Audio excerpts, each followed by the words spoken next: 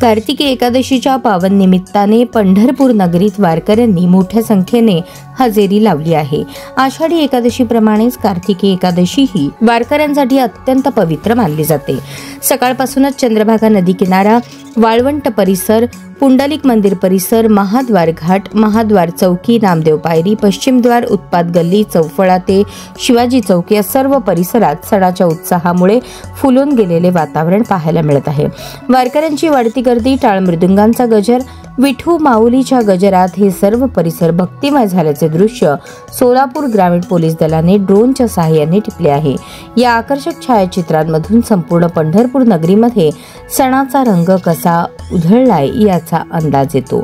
यंदाच्या कार्तिकी एकादशीला सुरक्षिततेसाठी पोलीस प्रशासनाने आणि स्थानिक यंत्रणांनी काटेकोर बंदोबस्त ठेवला होता।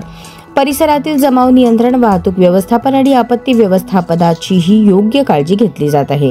वारकऱ्यांना नदीपात्र व घाट परिसरात सुविधा पुरवल्यात। महाप्रसाद, निवास, पिण्याच्या पाण्याची सोय करण्यात आली आहे।